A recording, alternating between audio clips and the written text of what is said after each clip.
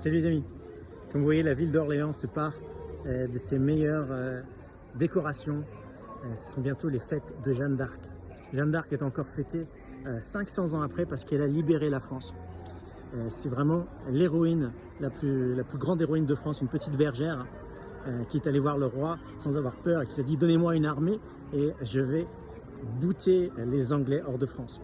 Et aujourd'hui, elle doit être notre sainte patronne. Il faut qu'on arrête de faire des fêtes folkloriques où on vend des merguez et on écoute de la musique. Aujourd'hui, il faut qu'on se sorte les doigts, comme on dit. Il faut qu'on sorte de chez nous et qu'on dise aux Français, vous n'êtes pas en démocratie. Là-haut, ceux qui passent les lois, ils s'en foutent royalement. Ils organisent des élections truquées. Ils passent à la télé des messages pour vous laver le cerveau et ils s'en fichent de l'opinion du peuple. Macron n'arrête pas de répéter « je vais expliquer au peuple », ce qui montre qu'il se situe comme supérieur. Et dans une démocratie, c'est pas ça. Dans une démocratie, le président est au service du peuple.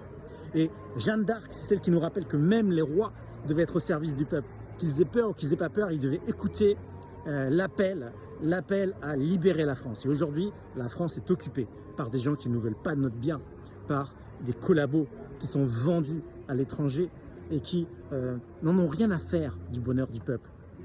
Alors aujourd'hui, sortez-vous les doigts. Si vous êtes chrétien, allez sur les places publiques, proclamez que Christ est ressuscité. Mais ne restez pas comme des collabos gentils qui discutent à la sortie de la messe et qui après vont voter Macron. Et si vous êtes des résistants, et là, mon cœur va vers vous, si vous vous êtes déjà rendu compte à quel point la France est occupée, eh bien faites passer ce message. Arborez des t-shirts d'institutions, allez coller des autocollants d'institutions, expliquez à vos amis à quel point ils sont des endormis, des collabos. Oui, je sais, ce sera dur, vous vous ferez rejeter, on vous prendra pour des complotistes, mais la France passera par, le bonheur de la France passera par ce réveil.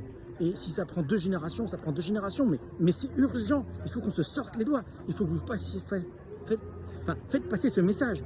Parce que chaque message à la télévision qui lave le cerveau des Français, c'est un pas de plus vers l'oppression, vers la dictature totalitaire. Et aujourd'hui, c'est votre responsabilité à vous, résistants, de montrer à quel point vous êtes déjà des millions. Parce que les autres, ce sont des moutons qui écoutent le vent et qui écoutent d'où vient un peu le mouvement. Ça ne les dérange pas en ce moment d'être esclaves parce qu'ils croient qu'ils sont libres, parce qu'ils font comme tout le monde. Mais quand ils se rendront compte à quel point on leur ment, et ça ce sera grâce à vous les résistants, vous devez être des millions, pas forcément dans la rue, mais ils doivent se rendre compte qu'il y a des millions de gens qui se sont réveillés. Et alors là, ils diront c'est vrai, on n'est pas en démocratie, voilà, il faut qu'ils se réveillent. Mais quand il y aura des millions de Français réveillés, eh bien, les policiers, ils arrêteront de matraquer le peuple. Et ils se diront, mais oui, c'est le peuple que je dois défendre.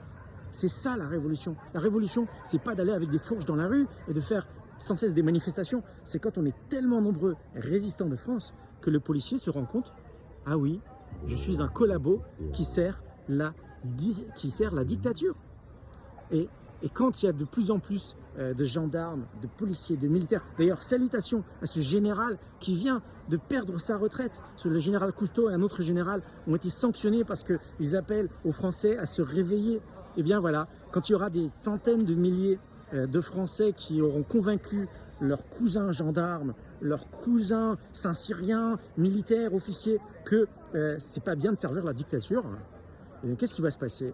Dans les services secrets de la dictature, il y aura des rapports. Attention, l'armée n'est plus crédible, l'armée n'est plus fiable.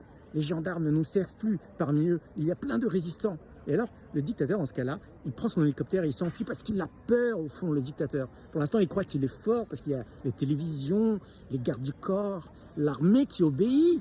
Voilà. Mais le premier jour où on lui dira on n'est plus tout à fait sûr et le peuple peut venir prendre l'Élysée, eh bien Macron ou son successeur, ils prendront leurs jambes à leur cou, ils partiront et après ça fera domino. C'est pourquoi j'encourage tous les Français à arborer ce slogan d'institution, mais surtout il faut faire l'unité. On n'est pas là pour suivre tel ou tel leader. C'est pour ça que j'appelle Jeanne d'Arc à la rescousse, parce qu'elle rassemblera tout le monde. Voilà. Que vous soyez chrétien ou pas chrétien, Jeanne d'Arc, c'est celle qui a libéré la France et elle peut nous aider aujourd'hui à nous unir derrière sa figure exemplaire.